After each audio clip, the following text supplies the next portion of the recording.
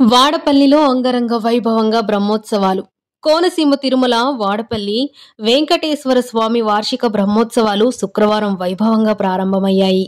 పండితులు ఖండవిల్లి రాజేశ్వర వరప్రసాదాచార్యుల నేతృత్వంలో అంకురార్పణ చేశారు. గరుడ పటాన్ని ఊరేగించి బ్రహ్మాది దేవతలను ఆహ్వానిస్తూ శ్రీదేవి భూదేవి సమేత మలయప్ప స్వామి సమక్షంలో ఎగురవేశారు. తొలి వాహనమైన 7 పడగల ఆదిశేషునిపై రాత్రి ఉభయ దేవేరులతో పరావాసుదేవ అలంకారంలో మాడవీధుల్లో ఊరేగుతూ భక్తులకు కనువిందు చేశారు. స్వామివారిని శేషవాహనంపై మాడవీధుల్లో దర్శించిన భక్తులు పులకితులయ్యారు. బ్రహ్మోత్సవాల సందర్భంగా ఆలయ ప్రాంగణం భక్తజనంతో కిక్కిరిసింది. కళ్ళు మిరిమిట్లు గొలిపేలా ఏర్పాటు చేసిన విద్యుత్ దీపాలంకరణ, పుష్పాలంకరణ విశేషంగా భక్తులను ఆకట్టుకుంది. గోవిందనామ స్మరణతో వాడపల్లి క్షేత్రం మారుమ్రోగింది.